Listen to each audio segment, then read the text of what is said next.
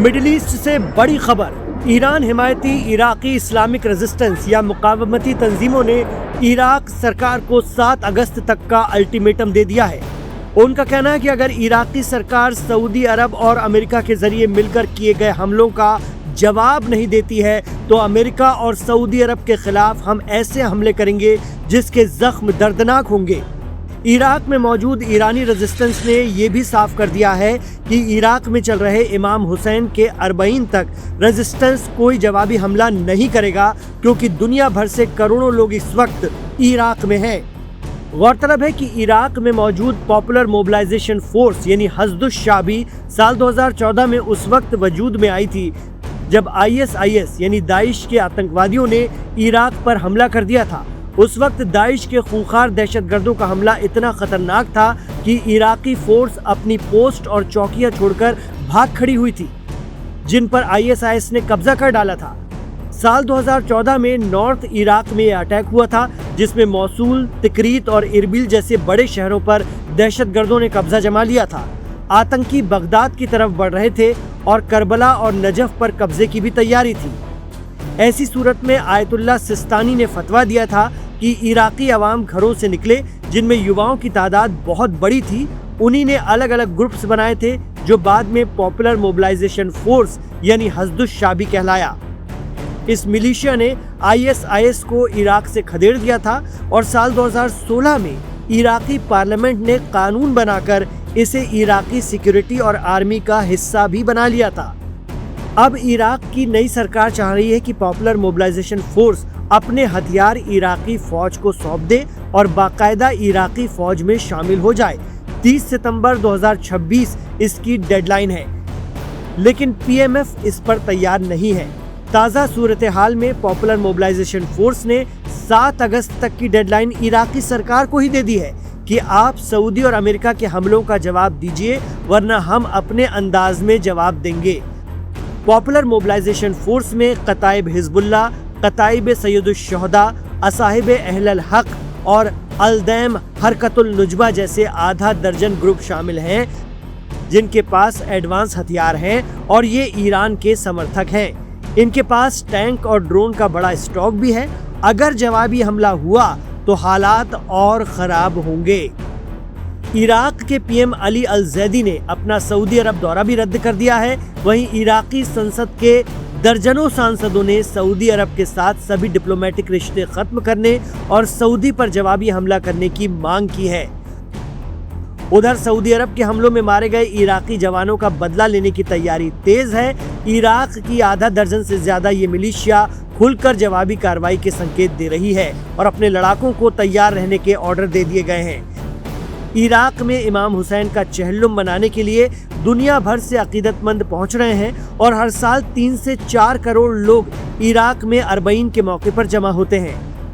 आरोप लग रहा है कि जंग को बढ़ाने के लिए अमेरिका के समर्थन से सऊदी अरब यमन और इराक में ईरानी रेजिस्टेंस पर हमलावर है। अमेरिका की कोशिश है कि किसी भी तरह इस जंग में अरब खित्ते में मुस्लिम देश खुलकर आ जाएं। सबसे बड़े देश सऊदी के आने से बाकी मुल्क भी धीरे धीरे ईरान और उसके एक्सिस ऑफ रेजिस्टेंस के खिलाफ मोर्चा खोल सकते हैं।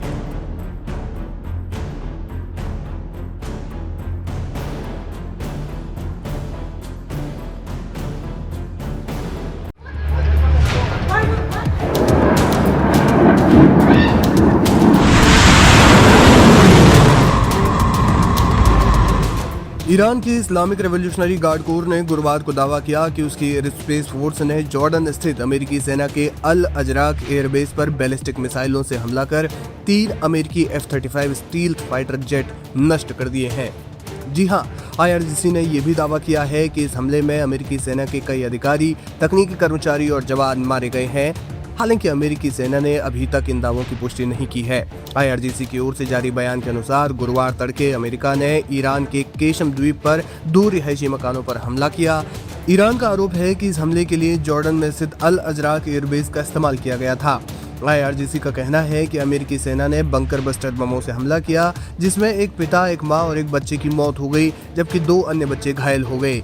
ईरान ने इस कार्रवाई को नागरिकों पर हमला बताते हुए इसकी कड़ी निंदा की। ईरानी सेना के मुताबिक इसी हमले के जवाब में उसकी एयरस्पेस फोर्स ने अल अजराक एयरबेस पर कई बैलिस्टिक मिसाइलें दागी। IRGC का दावा है कि इन मिसाइलों ने अमेरिकी F-35 लड़ाकू विमानों के पार्किंग रैंप और मेंटेनेंस हैंगर को निशाना बनाया। संगठन के अनुसार इस कार्रवाई में 3 F-35 विमान पूरी तरह से नष्ट हो गए, जबकि कई अन्य सैन्य उपकरणों को भी गंभीर नुकसान पहुंचा है। इसके अलावा हमले में बेस पर मौजूद कई अमेरिकी सैन्यकर्मी भी हताहत हुए। IRGC ने अपने बयान में कहा कि ईरान अपने नागरिकों पर किसी भी हमले का जवाब देने में सक्षम है। अगर भविष्य में भी उसके क्षेत्र या फिर नागरिकों को हमला बनाया गया तो जवाबी कार्रवाई और ज्यादा कड़ी होगी। ईरानी अधिकारियों ने इस हमले को वैध रक्षात्मक कार्रवाई का अधिकार बताया है। दूसरी ओर अमेरिकी रक्षा विभाग या जॉर्डन की सरकार की ओर से इस कथित हमले को लेकर अभी तक कोई आधिकारिक प्रतिक्रिया नहीं आई है। अमेरिकी अधिकारियों ने न तो F-35 विमान के नुकसान होने की पुष्टि की है और न ही किसी सैनिक के मारे जाने की जानकारी दी है। यानी अमेरिका चुप है, उसने खारिज भी नहीं किया है। सैन्य विशेषज्ञों का मानना है कि अगर ईरान का दावा सही साबित होता है तो अमेरिकी वायुसेना के लिए एक बड़ा झटका माना जाएगा। F-35 दुनिया के सबसे आधुनिक और अत्याधुनिक लड़ाकू विमान में से एक गिना जाता है।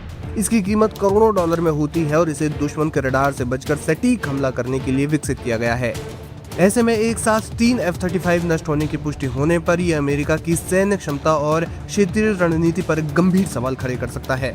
कुल मिलाकर अमेरिका के लिए ये एक नई चुनौती साबित हो सकती है। देखना यह होगा कि इस मामले में अमेरिका की ओर से क्या प्रतिक्रिया आती है।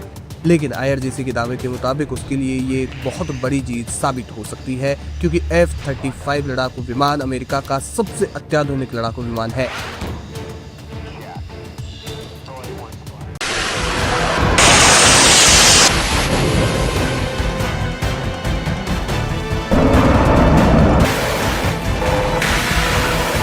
खाड़ी के देशों में खलबली मची है। हालिया युद्ध में ईरान ने जो आक्रामकता दिखाई उसे देखकर अरब देश पूरी तरह से सहम गए हैं। अमेरिका के साथ मिलकर इन देशों ने ईरान पर हमले किए, खुद भी पूरा जोर लगाया, लेकिन नतीजा सिफर रहा। वो ना तो ईरान को सैन्य मोर्चे पर दबा पाए और ना ही वहां की इस्लामिक क्रांति की आग को बुझा सके। ईरान से सीधी टक्कर लेने के बाद अब खाड़ी के कम से कम 4 देशों सऊदी अरब, UAE, ओमान और कतर ने अमेरिका से साफ कह दिया है कि वो अब और युद्ध नहीं चाहते। एक्सियोस की एक रिपोर्ट के मुताबिक खुद सऊदी के रक्षा मंत्री ने वॉशिंगटन में राष्ट्रपति डोनाल्ड ट्रंप और उपराष्ट्रपति JD वॉन्स से मुलाकात कर स्पष्ट कर दिया कि रियाद अब युद्ध को बढ़ाना नहीं चाहता। फाइनेंशियल टाइम्स की रिपोर्ट के मुताबिक ये देश अब युद्ध रोकने के लिए एक बहुत बड़े समझौते की मेज सजा रहे हैं। ये 4 देश ईरान को तुरंत प्रभाव से $200 अरब की भारी भरकम रकम देने को तैयार हैं।